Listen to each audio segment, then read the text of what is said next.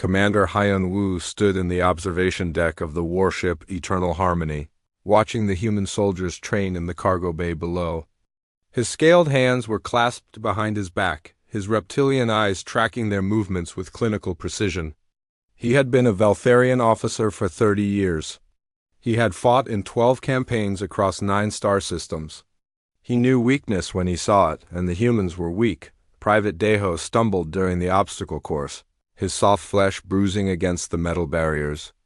Corporal Soman took twice as long as any Valtharian would to complete the weapons drill. Their bodies were fragile things, thin skin that tore easily, bones that broke under pressure, muscles that tired after mere hours of exertion.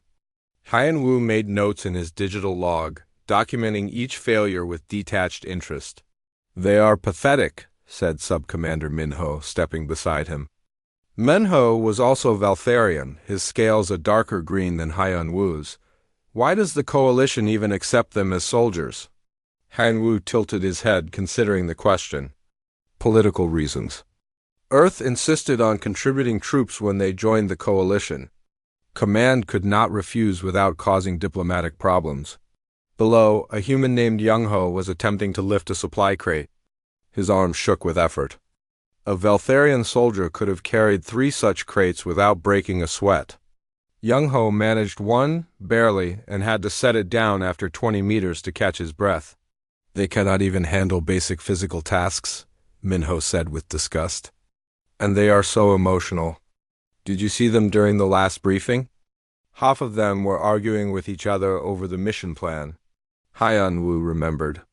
Lieutenant Ji-won, a human officer, had proposed an alternative strategy during yesterday's briefing. The plan involved using a small team to draw enemy fire while the main force retreated with supplies. It meant the small team would likely die. When Hyun-woo had pointed out this obvious flaw, Ji-won had simply nodded and said, "Yes, sir. That's the idea." The idea of deliberately sacrificing soldiers made no tactical sense. Soldiers were resources. You preserved resources. You did not throw them away. Her plan was irrational, Hyun-woo had said during the briefing. It violates basic military doctrine. We do not waste lives.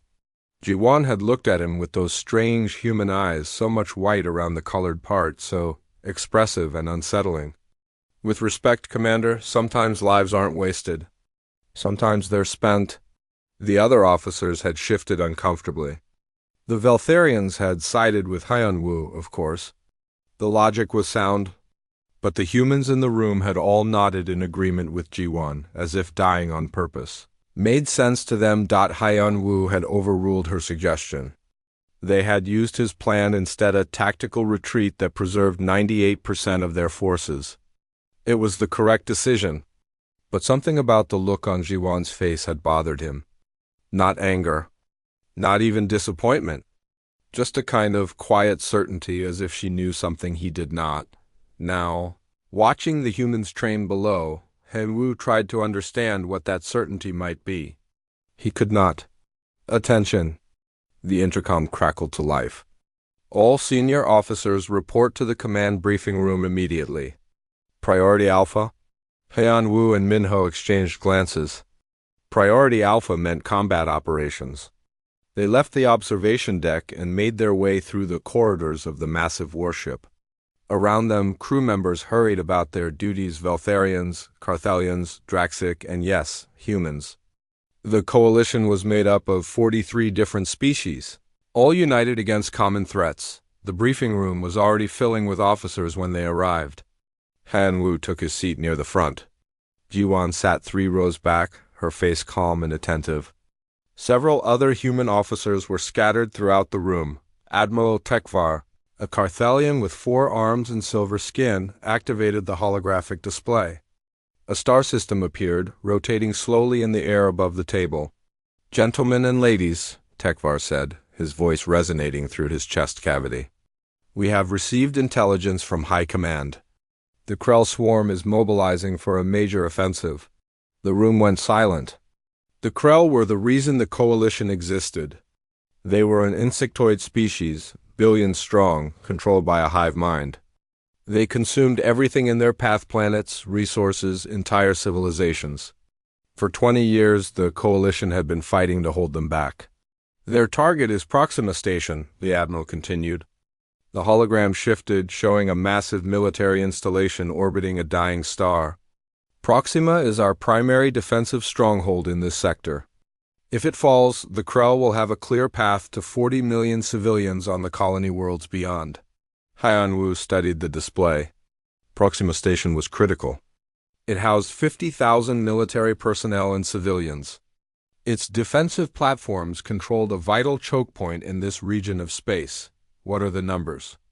Asked Commander Surik, a Draxic officer. Estimated Krell forces 3 million bioships. Our defensive forces at Proxima 200,000 personnel, mixed species. Someone gasped. 3 million against 200,000. Those were terrible odds. 15 to 1. We will be deploying all available ships to reinforce Proxima, Admiral Tekvar said. This includes the Eternal Harmony and her crew. We depart in 6 hours. He paused. Due to the scale of this operation, we will be forming mixed species battalions. Each unit will combine personnel from multiple species to maximize our tactical advantages. The hologram showed unit assignments appearing in the air. Haiyan-Wu watched as his name appeared at the top of Battalion 7. Below his name, the personnel roster filled in. He saw Minho's name. Good. Other Valtharian officers. Carthelian engineers. And then 40% human composition. Haiyan-Wu's stomach sank. 40%. Nearly half his battalion would be humans. Weak, fragile, emotional humans. In what would likely be the most brutal battle of the war. After the briefing ended, officers filed out in small groups, discussing the mission in low voices. Haiyan-Wu walked alone through the corridors, his mind calculating casualty projections. With 40% human soldiers, his unit's survival rate would be lower than average. It was simple mathematics. The humans would die first, they always did. And their deaths would weaken the entire unit's cohesion. He passed through the residential section of the ship. Through an open doorway, he saw several human soldiers gathered around a communications terminal. They were using the hologram projectors to talk with people back on Earth, families, Haiyan-Wu realized. The humans were saying goodbye to their families. He stopped walking. Staying out of sight but watching through the doorway, Daeho was talking to a woman holding a baby. I love you, he was saying, his voice breaking. I love you both so much. Take care of her. Tell her about me. The woman was crying. Come back to us. Please come back. I'll try, Daeho said. But his face said something different. His face said he did not expect to return. Soman was next. She was talking to elderly people, her parents, perhaps. I need you to be strong, she told them. Whatever happens, I need you to be strong. I'm doing this for you. For everyone. One by one, the humans said their goodbyes. Every single one of them spoke as if they were never coming back. Not with hope or confidence. With acceptance. With finality. Young-ho was the last. He was talking to no one, just recording a message. To whoever finds this, he said, my name is Young-ho Park. If you're watching this, it means I didn't make it. That's okay. Someone had to go. Someone had to stand between the monsters and everyone else. I'm glad it was me. Haiyan-Wu watched him end the recording and save it to the ship's permanent archive. Then Young-ho stood, straightened his uniform, and walked out with his head held high. The humans dispersed, heading back to their quarters to prepare for deployment. Haiyan-Wu remained in the corridor, his mind struggling with what he had witnessed. They knew. All of them knew they were going to die. And they were going anyway. Valtharian soldiers did not think this way. When facing impossible odds, Valtharians calculated survival probabilities and acted accordingly. If survival was unlikely, you retreated. You preserved resources for battles that could be won. This was logical. This was sane, but the humans were not retreating. They were not calculating survival. They were saying goodbye. Haiyan-Wu returned to his quarters and opened his personal log. He had been documenting human weaknesses for months, their slow reflexes, their emotional instability, their physical fragility. Page after page of failures and inadequacies, he created a new entry. But this time, he did not write about weaknesses. He wrote, Question: Why do humans fight when they know they will die? What drives a species to choose death over survival? This does not match any evolutionary model I understand. Research further. Outside his window, the stars streamed past as the Eternal Harmony prepared to jump to hyperspace. In 6 hours, they would reach Proxima Station. And then they would face the Krell swarm. Haiyan Wu looked at his reflection in the dark glass. His scales gleamed under the cabin lights. His people had conquered fear through logic and discipline. The Veltharians were survivors. They endured, but as he thought about those humans saying goodbye to their families, he felt something unfamiliar stirring in his chest. Not fear, exactly. Something else. A feeling he had no name for, he did not know it yet, but that feeling was the beginning of understanding. And understanding he would learn. The Krell came like a storm made of flesh and metal. Haiyan Wu stood in the command center of Proxima Station, watching the sensor displays fill with red markers. Thousands of them. Tens of thousands. Each marker represented a Krell bioship living. Vessels grown in hive chambers, their hulls made of organic armor, their weapons firing acid and plasma in equal measure. Contact in 90 seconds, announced the tactical officer. A Cathelian named Resk. His 4 hands moved across multiple control panels at once. Total count is 3.2 million hostiles. 3.2 million. The number was worse than intelligence had predicted. Haiyan Wu felt his combat instincts engage the cold calculation that had kept him alive through decades of war. With 200,000 defenders against 3 million attackers, their odds of survival were approximately 6%. Unacceptable. All units to defensive positions, he commanded into his communicator. Battalion 7, report status. Delta Squad ready, came Minho's voice. Echo Squad ready, said a Veltharian officer named Korath. Charlie Squad ready, sir. That was Jiwan. Her voice was steady, calm. As if 3 million enemies did not matter, the first wave hit the outer defense platforms like a hammer. Explosions bloomed across the view screen. Krell bioships crashed into the barriers, sacrificing themselves to weaken the shields. This was how the Krell fought through overwhelming numbers and absolute disregard for individual survival. The hive mind simply threw bodies at a problem until the problem ceased to exist. Shields at 70%, Resk announced. 60%. 55%. The battle stations throughout Proxima opened fire. Plasma cannons, rail guns, missile batteries, all unleashing their fury into the swarm. Krell ships exploded by the dozens, then by the hundreds. But for every ship destroyed, 3 more took its place. Haiyan Wu watched the tactical display with growing dread. The defenders were killing thousands of Krell, but thousands were not enough. Not against millions. Breach in Section 7. Someone shouted. They're through the outer hull. Haiyan Wu's claws tapped commands into his console. Section 7 was a civilian quarter. 300 people lived there, families of military personnel, support staff, children. All units, converge on Section 7, he ordered. Contain the breach, negative, Commander. That was Resk. If we pull forces to Section 7, the Krell will breach Sections 3 and 12. We don't have enough troops. It was a tactical decision, a simple one. You could not save everyone. You saved what you could and accepted the losses. This was warfare. This was reality. Haiyan Wu opened his mouth to give the order to seal Section 7, to sacrifice 300 civilians so that 3,000 others might live. Commander, this is Private Deho. The human's voice came over the breathing hard. I'm in Section 7. I can see the breach. It's a hunter beast, sir, a big one. Hunter beasts were the Krell's ground assault creatures. 4 meters tall, armored in biological plates, armed with blade limbs that could cut through steel. A single hunter beast could kill 30 soldiers before being brought down. Private, evacuate immediately, Haiyan Wu ordered. That is a direct command. Fall back to Section 6 and seal the blast doors. There was a pause. Haiyan Wu heard sounds. Over the screaming civilians, the wet chittering of the Krell creature, the hum of machinery.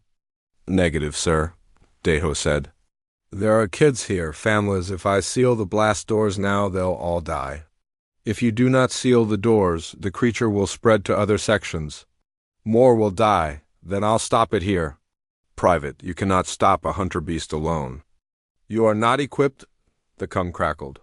Hen Wu heard Deho breathing heavily, heard the sound of something powering up. I've got a plasma cutter and a cargo loader exosuit, sir. I've seen the training manuals. I know where to hit these things. Haiyan Wu felt something cold settle in his stomach. Private Deho, I am ordering you to retreat. Do you understand? This is a direct order. I understand, sir. Deho's voice was quiet now, calm. I'm sorry, but I can't follow that order. These people need more time to evacuate. I'm going to buy them that time. You will die. Yes, sir, I know. And then the filled with the sounds of combat. Han Wu heard the plasma cutter screaming, heard the metallic thuds of the exosuits. Hydraulic arms heard Deho shouting not in fear, but in defiance. The hunter beast shrieked, metal tore. Something heavy hit the floor. The went silent. Section 7 breach contained, reported Resk after a moment. The hunter beast is dead. Civilian evacuation is complete. 200 people extracted. And Private Deho? Deceased, sir. His biosigns flatlined 40 seconds ago. Haiyan Wu stared at the tactical display. 1 human soldier dead. 200 civilians saved. By Veltharian standards, it was an acceptable trade. Resources were preserved. The tactical situation had improved. So why did Haiyan Wu feel sick? All units, continued defensive operations, he said, pushing the feeling aside.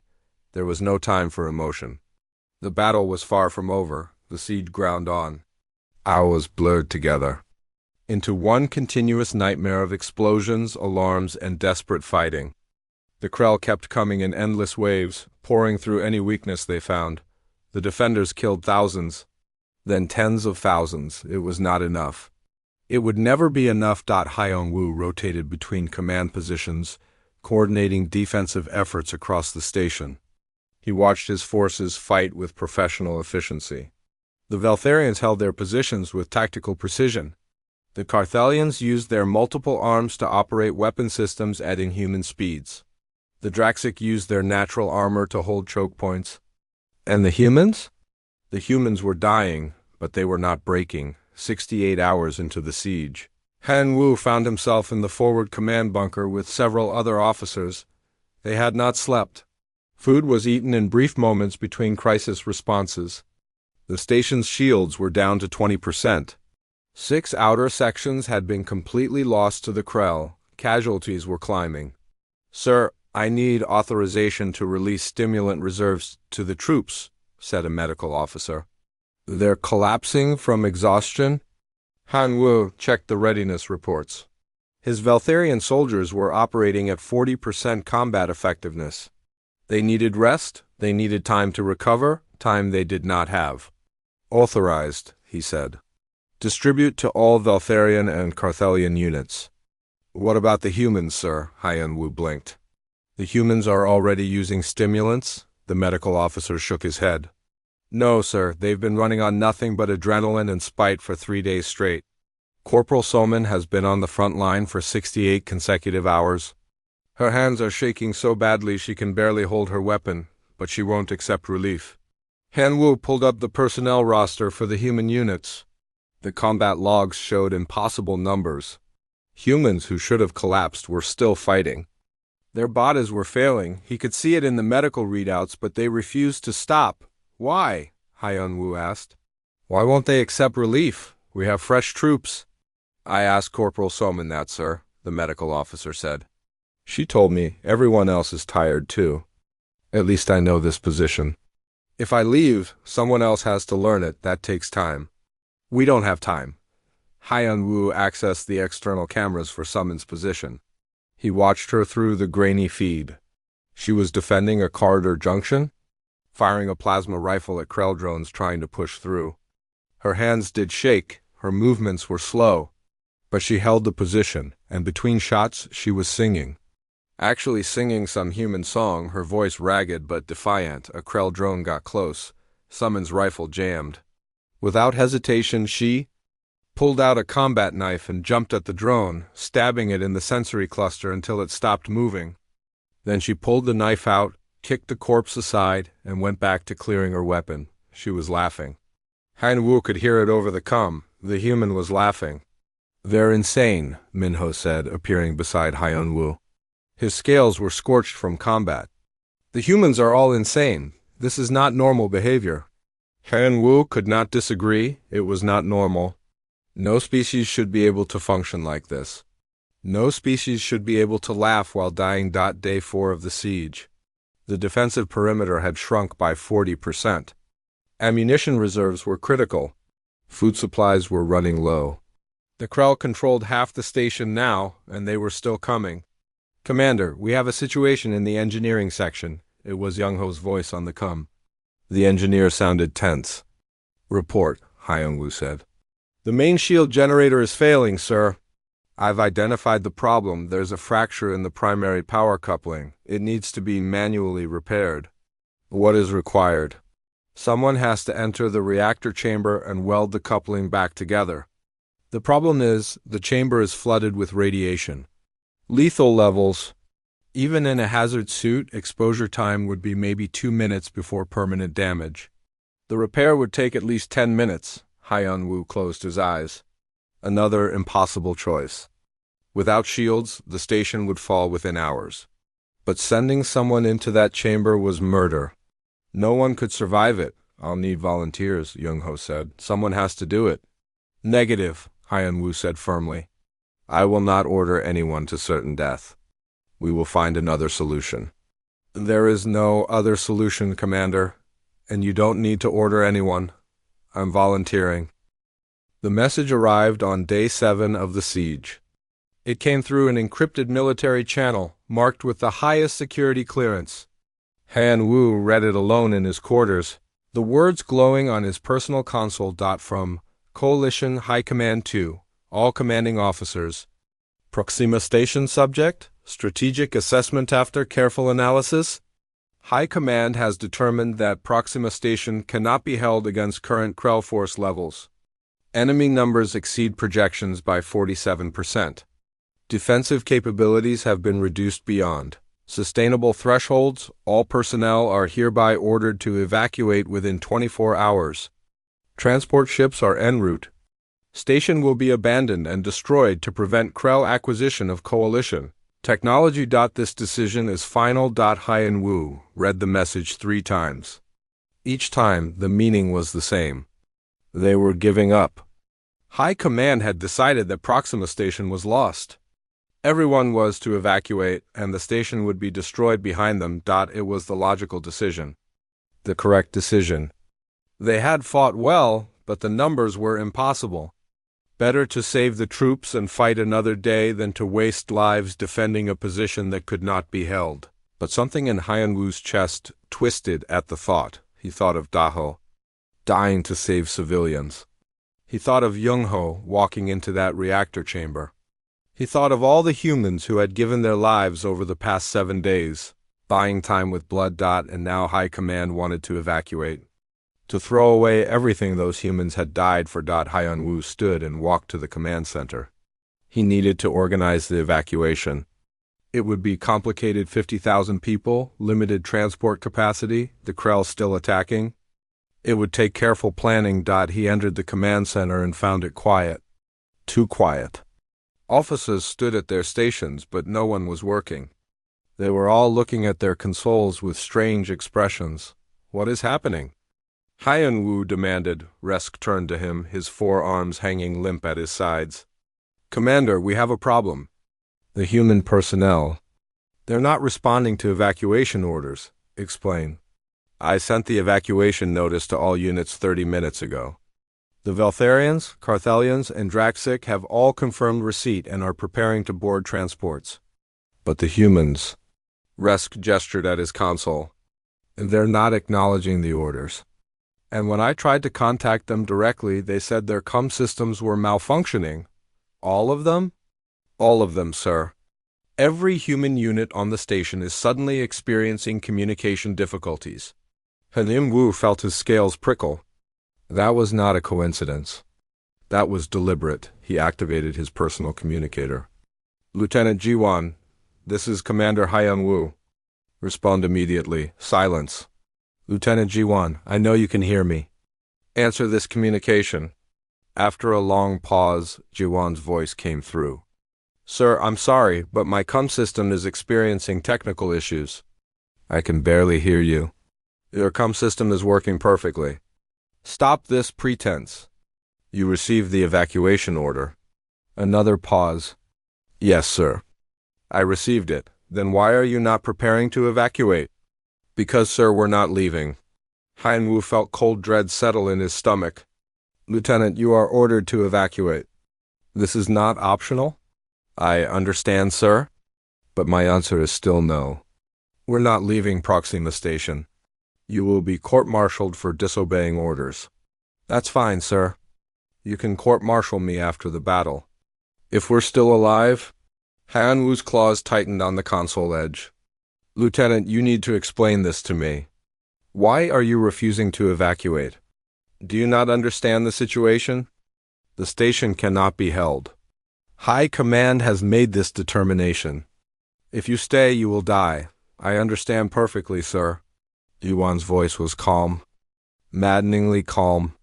But if we evacuate, the Krell will use this station as a staging ground. They'll push through to the colony worlds. 40 million civilians will be exposed. We can't allow that. High Command has accepted that risk. They will establish a new defensive line farther back. A defensive line that will be weaker. A defensive line that will cost more lives. No, sir, this is where we hold. This is where we stop them. Haiyan Wu wanted to scream. This was insanity. Pure insanity. You cannot stop 3 million Krell. You are 1 battalion of humans. You are not invincible. No, sir. We're not invincible. But we're stubborn. And sometimes stubborn is enough. The communication cut off. Haiyan Wu stood frozen for a moment, then activated the station-wide intercom. All human personnel, this is Commander Haiyan Wu.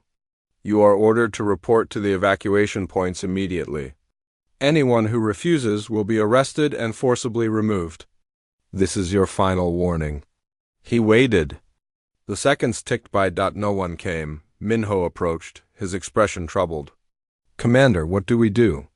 We cannot physically force 800 humans onto the transports. They outnumber our security forces.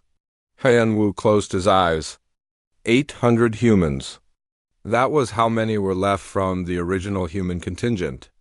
Half had died in the fighting, and now the survivors were refusing to leave. I need to speak with them, Haiyan Wu said. Directly. He found them in what had once been a cargo bay. Someone had converted it into a command post for the human forces. Maps covered the walls. Weapons and ammunition were stacked in organized piles. And in the center of the room, nearly 800 human soldiers stood in formation. They looked terrible. Exhausted faces, dirty uniforms, burns and bruises and bandages. Some could barely stand. But they all stood anyway. Lieutenant Jiwan stepped forward.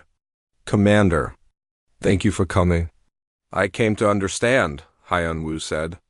I came to learn why you are all choosing to die. We're not choosing to die, sir. We're choosing to fight. It is the same thing. No, sir. It's not. Jiwan gestured around the room. Every person here has had the chance to leave. The transports are waiting. We could all evacuate safely. But we're not going to do that. Why? Haiyan Wu's voice cracked. Please, just tell me why. Make me understand. Jiwan looked at her fellow soldiers. Several of them nodded. She turned back to Haiyan Wu. Because someone has to stand between the monsters and everyone we love, she said simply. And if not us, then who?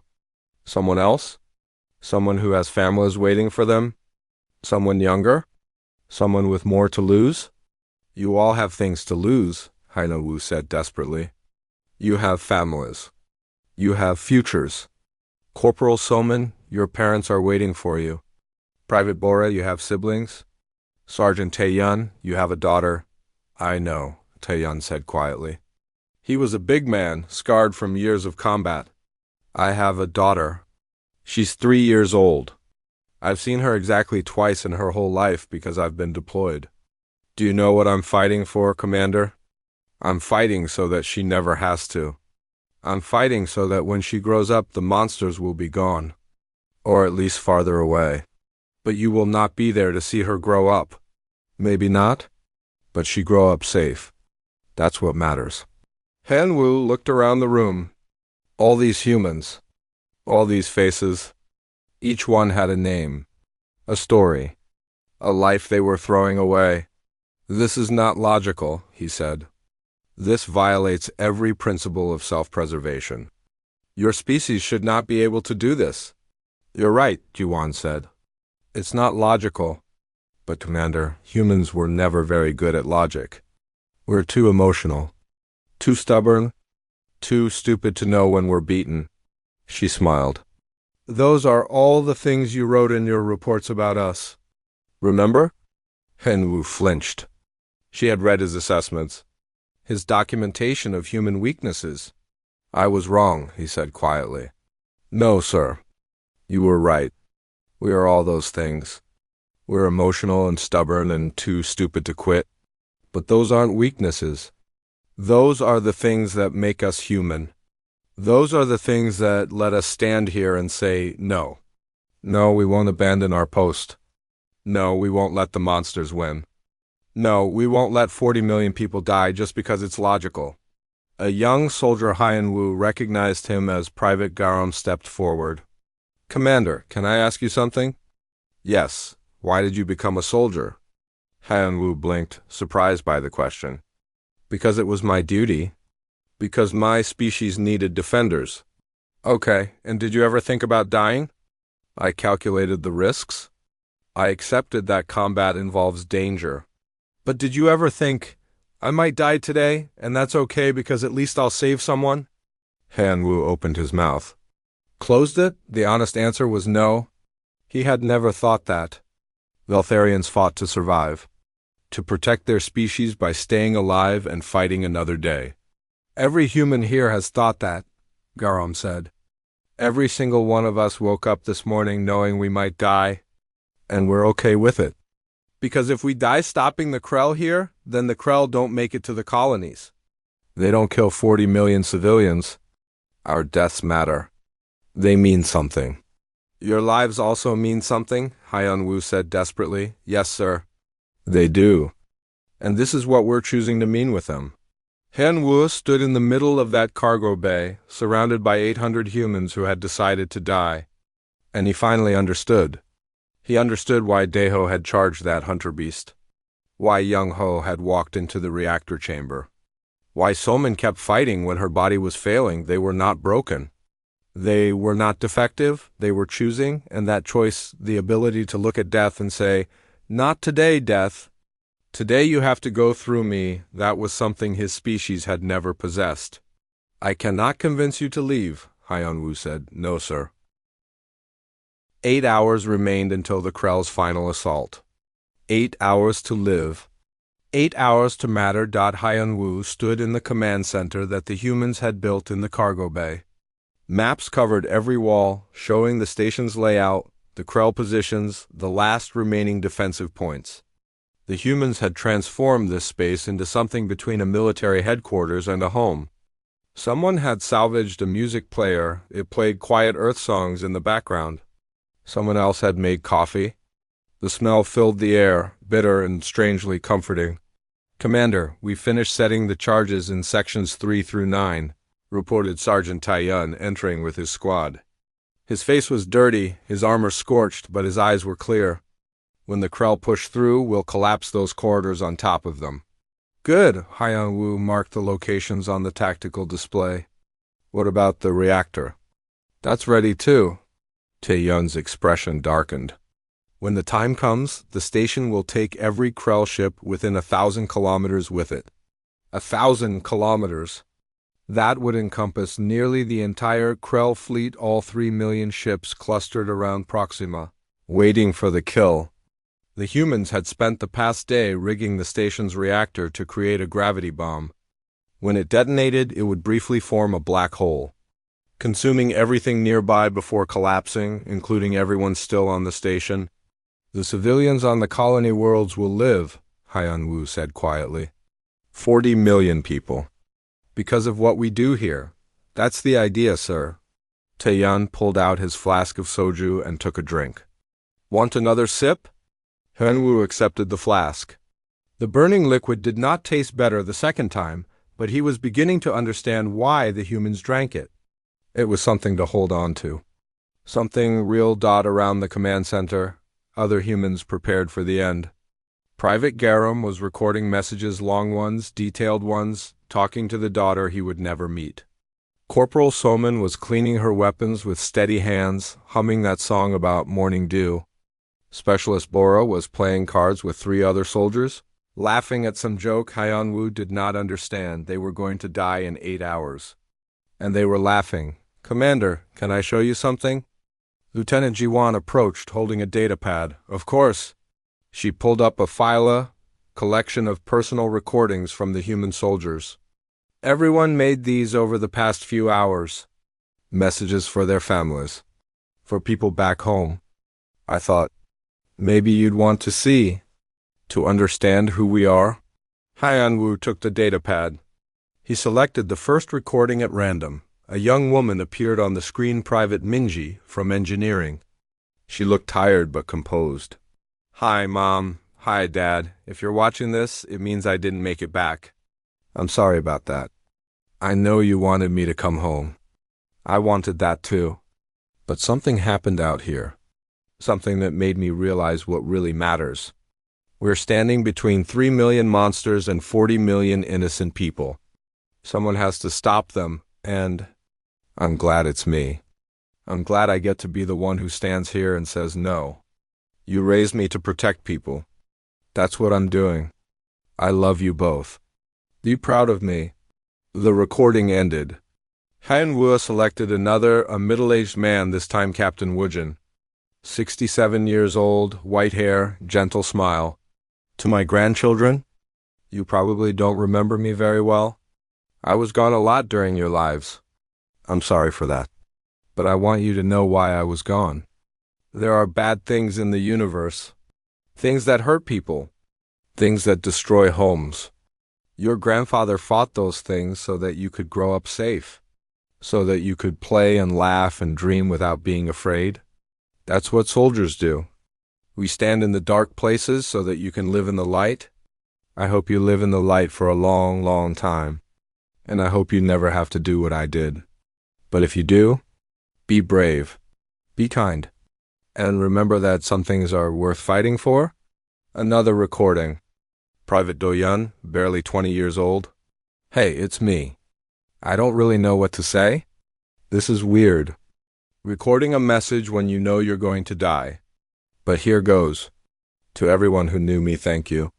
Thank you for being my friends. Thank you for making me laugh. Thank you for making life worth living. I'm scared. I'm not going to lie about that. I'm really scared. But I'm doing this anyway because ... because someone has to. And if I don't, then who? So here I am, standing at the last line. And I'm not moving. Tell my story, okay? Tell people that I was here. That I mattered. Recording after recording, Haiyan-Wu watched them all. 800 humans, each with their own message. Their own reason for staying. Their own fear and courage mixed together. They were all scared. Every single one. But they were doing it anyway. Do you understand now? Jiwan asked softly. I am beginning to, Haiyan-Wu said. You are not fearless. You are terrified. But you choose to act despite the fear. That's what courage is, sir. It's not the absence of fear. It's being scared and doing it anyway. Haiyan-Wu looked at her. Are you scared? Terrified, sir. But also, at peace. We're doing the right thing. That makes it easier. I wish my species understood this, Hyun-woo said. I wish we had this ability to choose something greater than ourselves. Maybe you do, sir. You're here, aren't you? Before Hyun-woo could respond, the alarm screamed. Every screen in the command center flashed red. Contact! Shouted Resk. The Carthelian had refused to evacuate, staying to operate the sensors. Krell forces are mobilizing. All of them. They're preparing for the final assault. Hyun-woo moved to the tactical display. The entire Krell fleet was moving into position around the station. 3 million bioships, clustering like insects around a dying animal. They had decided to end this. How long? He asked. 2 hours until they're in optimal position. That's when they'll strike. 2 hours. Not 8. The timeline had collapsed. Everyone, battle stations, Hyun-woo commanded. This is it. The humans moved with practiced efficiency. No panic, no chaos. They had known this moment was coming. Weapons were distributed. Defensive positions were reinforced. Final checks were made on the reactor bomb. Hyun-woo found Taeyun preparing a barricade in one of the main corridors. Sergeant, the reactor, is it ready? Yes, sir. The trigger is in the command center. When the Krell fleet is in position, we just press the button. The gravity well will form within 30 seconds. Everything within 1,000 kilometers gets pulled in, including us. And there is no escape? No, sir. Once we trigger it, we're committed. The station will be consumed along with the Krell fleet. Hyun-woo nodded. He had known this, but hearing it stated so plainly made it real. He returned to the command center and watched the display as the Krell fleet moved closer. So many ships. An impossible number. In 2 hours, they would strike the station with everything they had. And the humans would trigger the reactor, ending the battle forever, Commander. Garam approached hesitantly. Can I ask you something personal? Yes, why did you stay? You're not human. You don't have our stubborn stupidity. He smiled slightly. You could have left. No one would have blamed you. So why stay? Hyun-woo considered the question. Why had he stayed? He could have evacuated with Minho and the others. He could have survived. He could have lived a long life, writing reports and commanding fleets and growing old with honor. Instead, he had chosen this. This impossible last stand. This suicide mission. Because I saw what you all were willing to do, Hyun-woo said slowly. And I realized that I had been living my entire life in the wrong direction. My species fights to survive. We calculate odds. We preserve resources. We retreat when logic demands it. We are very good at surviving. But, Garam prompted, but surviving is not the same as living. And living means standing for something, fighting for something, being willing to die for something. Hyun-woo looked around at the humans preparing for battle. You taught me that. All of you. You showed me that there are things more important than survival. And I needed to be part of that. Just once, Garam smiled. Welcome to humanity, sir. Even if you're not human, you've got the spirit. The first hour passed in tense preparation. The Krell ships continued their slow advance, moving into a massive sphere around the station. Perfect position for the gravity bomb to catch them all. The second hour began with explosions. The Krell had started their bombardment early, hammering the station's last remaining shields. The lights flickered. The floor shook. In the corridors, the humans held their positions, waiting for the breach. Shields at 10%, Resk announced. 8%. 5%. Krell fleet is in optimal position, added another officer. All 3 million ships within the target radius. Hyun-woo looked at the trigger mechanism for the reactor bomb. A simple control, really. Just one button. Press it, and 3 million Krell ships would be destroyed. The war would effectively end. 40 million civilians would be saved. Cost 847 human lives. And one Veltharian who had finally learned what it meant to be brave. Shields are down, Resk shouted. They're breaching the hull. Multiple entry points. In the corridors, weapons fire erupted. The Krell had arrived. Hunter beasts and drones and warriors poured through the breaches, crashing against the human defensive lines. "Hold them!" Yuan's voice came over the comm. "Don't let them reach the reactor." Han Wu watched the tactical display fill with red markers. The Krell were inside the station. 6 months had passed since the Battle of Proxima Station. 6 months since 3 million Krell ships had been consumed by a gravity well. 6 months since 829 human soldiers had given their lives to save 40 million civilians. 6 months since Han Wu had learned what terror really meant. Now he stood in the Grand Hall of Coalition Prime, the capital world of the Galactic Coalition, surrounded by dignitaries from 43 species. The hall was massive crystal, columns rising to a ceiling so high it disappeared in artificial clouds. Thousands of beings filled the space, all gathered for the dedication ceremony. Outside, visible through the transparent walls, stood the Memorial of Proxima. A structure of black stone and white light, it rose 300 meters into the sky. On its surface, carved in letters large enough to read from orbit, were names, 847 names.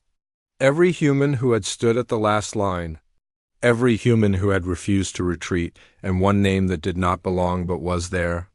Anyway, because the humans had insisted, Private Daho, the first to fall, the one who had charged a hunter beast to save civilians. Han Wu wore his dress uniform, the one reserved for formal occasions. On his chest, new medals gleamed, the Coalition Star of Valor, the Defender's Cross, the Sacred Duty Award, every major military honor the Coalition could bestow. He had tried to refuse them. The humans had earned these honors, not him, but Jiwan had told him, "You stood with us, Commander. You get the medals." That's how it works. She stood beside him now, also in dress uniform, also wearing medals. 17 survivors from Proxima Station, all present at the ceremony. They had been recovered 3 days after the battle, weak and dehydrated but alive. Medical miracles, the doctors had called them. Han Wu knew better. They were alive because humans were too stubborn to die when they were supposed to. "Commander." Han Wu? A reporter approached, a Carthelian with recording equipment. "May I ask you some questions for the Coalition Broadcasting Network?" "Yes," Han Wu said. He had done many interviews over the past 6 months, all asking the same questions. "You are the only non-human who fought in the final battle of Proxima Station," the reporter said. "You had the opportunity to evacuate but chose to stay. What made you stay?" Han Wu gave the answer he always gave. "I wanted to understand. And do you understand humanity?" He considered the question carefully. "No, but I have learned that understanding is not the point. Humanity is not meant to be understood. They are meant to be witnessed. Can you elaborate?" "Humans do not follow the same evolutionary rules as other species. We evolved to survive at any cost. They evolved to persist no matter the cost. We fight to preserve ourselves. They fight to preserve each other. That difference makes them the most dangerous and most valuable allies in the galaxy." The reporter leaned forward. "Some military analysts say the Battle of Proxima Station changed the course of the war. Do you agree?" "Yes. When the Krell lost 3 million ships at Proxima, they lost 90% of their military capacity. They sued for peace within weeks. The war effectively ended at Proxima Station. Because 800 humans refused to retreat. Because 800 humans understood something the rest of us did not. That some things are worth dying for," the interview ended.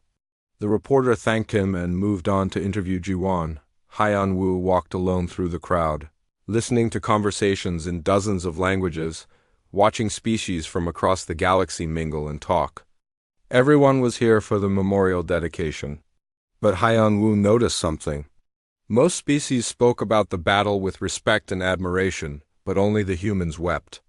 Only the humans stood before the memorial with tears streaming down their faces, touching the carved names with reverent fingers, because only the humans truly understood what had been sacrificed. "Commander Han Wu," a familiar voice. Han Wu turned to find Minho approaching, also in dress uniform. They had not spoken since the evacuation 6 months ago. "Sub-Commander Minho," Hyun-woo said formally. "I have been assigned to your command," Minho said. "You are now Grand Admiral of the Coalition Fleet. I will serve as your executive officer, if you will have me, Grand Admiral." The promotion had been announced last month. Hyun-woo had tried to refuse it, but the Coalition Council had insisted. The hero of Proxima Station, they called him. The Valtharian who learned to fight like a human. "You questioned my decision to stay," Hyun-woo said. "You thought I was defective." "Yes," Minho admitted, "I did. I thought the humans had infected you with their irrationality." He paused. "I was wrong. I have spent 6 months studying the Battle of Proxima Station, reading the reports, watching the recordings, and I have begun to understand what you learned." "What have you learned?" "That fear is not the absence of courage. Courage is acting despite fear. The humans were terrified at Proxima Station, but they fought anyway. That is not weakness. That is strength we do not possess." Hyun-woo studied his old colleague. "And you can serve under a commander who thinks this way?" "I must learn to think this way," Minho said. "All of us must, because the galaxy has changed. The other species see it now. Humanity is not a weak species to be protected. They are the strongest species in the Coalition. Not because they survive, but because they know what is worth dying for." Before Hyun-woo could respond, a tone sounded through the hall. The dedication ceremony was beginning. Everyone moved toward the viewing platforms that surrounded the Memorial. Coalition. Admiral Tekvar stood at the central podium. 6 months ago, he said, his voice amplified across the plaza, 847 humans stood at Proxima Station and refused to retreat. They faced impossible odds. They accepted certain death. They did not waver. And because of their sacrifice, 40 million civilians live today. The Krell swarm, which threatened to consume our entire civilization, was broken. The war ended because these 847 humans said, "Not one step back." The crowd was silent. Even the wind seemed to still. Today we dedicate this memorial to their memory. Every name carved here represents a life given freely, a choice made, a stand taken. Let us remember them. Let us honor them. And let us never forget what they taught us, that the strongest weapon in the galaxy is not technology or numbers. It is the willingness to stand between the darkness and everyone we love. Tekvar activated the memorial's main display. Holographic images appeared above the black stone faces of the fallen. Gaho smiling in his service photo. Young-ho posing with his engineering team. Private after private, corporal after corporal, all the humans who had stayed at the last line, and then came the recordings. The messages the soldiers had left behind. One by one, they played for the entire galaxy to hear. Someone has to stand between the monsters and everyone we love. I'm scared, but I'm doing it anyway. Tell my story. Tell people that I was here, that I mattered. Hyun-woo watched the crowd, saw tears on faces from dozens of species. Saw even the most stoic warriors moved by these final messages. The humans had taught the galaxy something it had never understood before. That death could mean something. That sacrifice was not waste. That standing for something was more important than surviving for nothing. After the ceremony, Hyun-woo walked through the memorial gardens. The paths wound between sculptures and water features, all designed to honor the fallen. He found a quiet spot beneath a tree from earth and oak, they called it, transplanted here as a symbol. "Commander?" A young woman approached. She looked familiar, though Hyun-woo could not place her. Human, in her early 20s with Garam's eyes. "I am Hana," she said, Private Garam's daughter. Understanding dawned. The daughter Garam had recorded messages for. The little girl he had never met because he was always deployed. "I am honored to meet you," Hyun-woo said. "I wanted to thank you," Hana said, "for staying with my father, for being with him at the end. My mother said you were there, in the shelter, when he—" She stopped, composing herself. "When he died." Hyun-woo's memory flashed back to that terrible moment in the shelter pod after the rescue ships had arrived. They had thought everyone in the pod was stable, but Garam had internal injuries they had not detected. He had died just before the medical teams reached them, his last words asking Hyun-woo to find his daughter and tell her he loved her. "Your father was brave," Hyun-woo said. "He fought until his last breath, and his last thoughts were of you." "I know, I watched his recordings." Hannah pulled out a small data chip. "But there was one recording I wanted to show you. One he made specifically for you." She activated the chip. Garam's face appeared in holographic form, slightly older than the last time Hyun-woo had seen him. "Commander Hyun-woo," the recording said. "If you're watching this, it means I didn't make it. But you did. That's good. Someone needs to survive to tell our story.